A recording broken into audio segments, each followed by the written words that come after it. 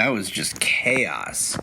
That was a movie that basically didn't stop, and it was just a glimpse of a person's life, or the life of different people, but mostly the Adam Sandler character, of just chaos and anxiety and more chaos, and just, you're seeing just how on edge he was, and it's almost like he didn't want to be in that chaos, or maybe he did, but regardless, it seemed like that was all he knew, because whatever he did, just something else came up, or he caused something else, and then he was just back into the whole rigmarole and the whole system and the whole cycle of chaos.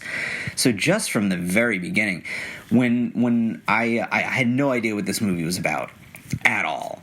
I know that there was buzz on Adam Sandler's performance, which was good. Although, because he's just Adam Sandler and he's been, around for so long, you think of him basically, I mean, he's had some dramatic roles, but basically as the let's do it and blah, all his comedic characters. So this was quite the departure for him, and I thought he did a really good job, and it's just, separating the Adam Sandler character that he's used to playing to the character he's playing now. Plus, I thought his teeth looked a little fake, but aside from that, his performance was really good, and it was a very New York movie. It was a very New York movie, almost in the vein of a 70s New York movie, but a New York movie that took place in 2012. So it had I saw that Scorsese was a producer of it, and it had that Scorsese vibe, like almost like the Taxi Driver type of vibe, or like the 70s New York movies, like something like a Serpico. It had a grittiness to it. So even though New York in 2012 was relatively calm compared to New York in the 70s, it still captured that energy of New York really well. And the chaos of New York that I enjoyed very much. We are in a pandemic, so I'm on Long Island, but I was in the city quite often, and I haven't been in the city for a couple of months, and I miss my city, and I myself like the chaos of New York City. Not the chaos of Uncut Gems, not the chaos where I put myself in harm's way, but I like the fast pace of the city. I like the energy of the city. I really liked the crowds. I didn't mind a crowded subway, or trying to catch a train, or trying to dodge people, or weaving in and out of things, and just all that energy was just so enthralling for me, and it just, one of the many things that saddens me. It's relatively low, on the spectrum of what this pandemic is doing, and that's just one of them for me. Obviously, the highest, or the amount of people that are now dead in the United States as of this recording, it's about 100,000. So it's just absolutely ridiculously mind-blowing. Anyway, let me get back to the movie.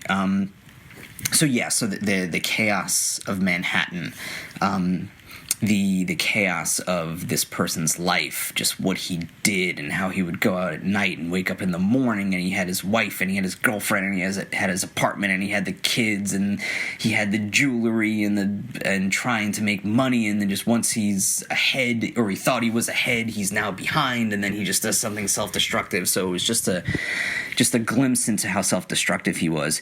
It would have been interesting to find out his past, why he was the way he was, and how he was brought up, how he ended up this way, really. That would have been an interesting dive into the character. But I understand why the movie did this. I think he just wanted to, our imagination may paint a better story anyway. So I'm guessing that the writer or writers of the movie wanted us to just kind of imagine what this person's life was like. You got a glimpse of his family a little bit, and then just how interconnected he was to Arno, the Eric Bogosian character, and then how it showed, I thought the ending was a little, when Adam Sandler and the Eric Bogosian characters were killed, I thought it kind of came out of nowhere, but then again, it kind of didn't. I guess I was just assuming that the hitmen for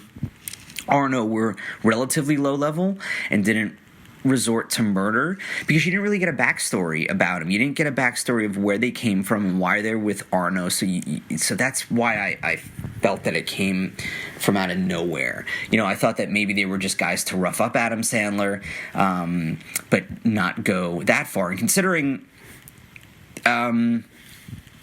Howard won all that money, why would you kill him? Was it for ego?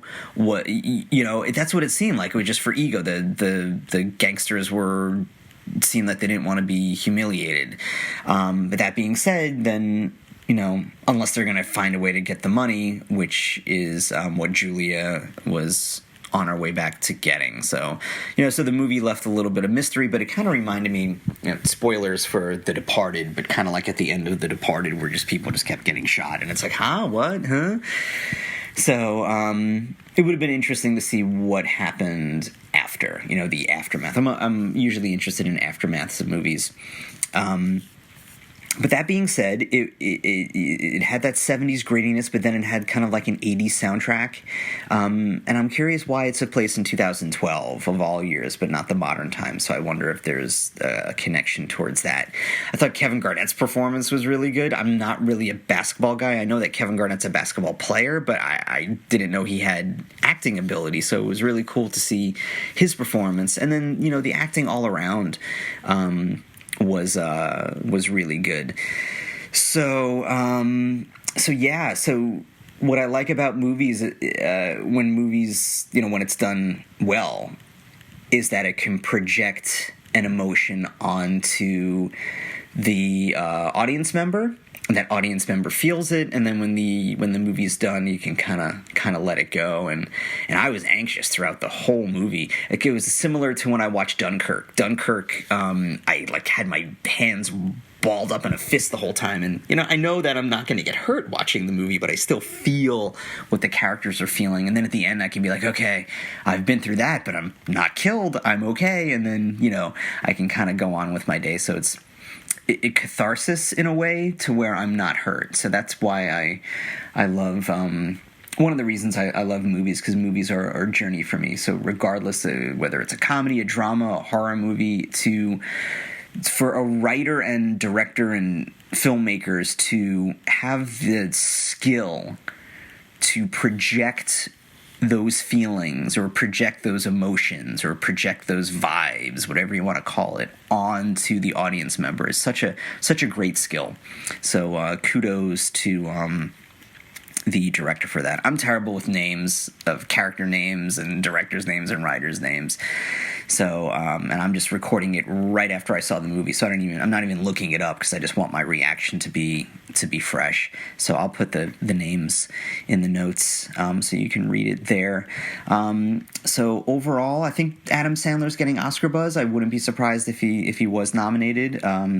Very good, very different performance for him. Daring not in a professional sense. He can do whatever he wants. He has enough money to really do whatever he wants, and I think with that money comes freedom for him. So he's not doing this for the money. He's doing it for the art and, possibly some cred and to do something different. You don't want to do a Billy Madison movie every single time, and you don't want to play Adam Sandler in every movie every single time. And this was, at least of the Adam Sandler movies I've seen, probably the least like Adam Sandler that he's played. I didn't watch all of it, but I watched most of Funny People, and he kind of played Adam Sandler, but like a low-key Adam Sandler, I guess. But this seemed like Howard seemed the furthest apart from him. I would have liked to have a deeper dive into the jewelry business in Manhattan at the time. So I wish they would have gone more into that, maybe the politics of the jewelry business, certainly coming from different countries and how people buy them, how people sell them, how people appraise them. So my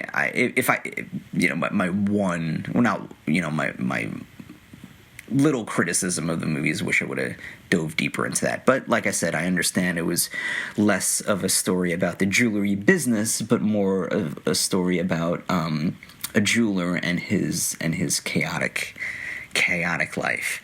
And who knows chaos better than the world right now? Ugh. Anyway, this is actually Actually, no, that's not true. The podcast before this was recorded during the pandemic. So yeah, I'm losing track of time as we speak. So that being said, I hope everybody is safe. I hope everybody please use credible sources of information. When you do find out information, stick with the New York Times, USA Today, the CDC, the WHO. Listen to scientists, epidemiologists. Please use credible sources. And please, please, please stay safe. All right? So that being said, you can find me on Twitter at MMAM Podcast. And you can find me on Facebook at MMAM Podcast. And you can email me at mmampodcast@gmail.com. All right, everybody. Bye.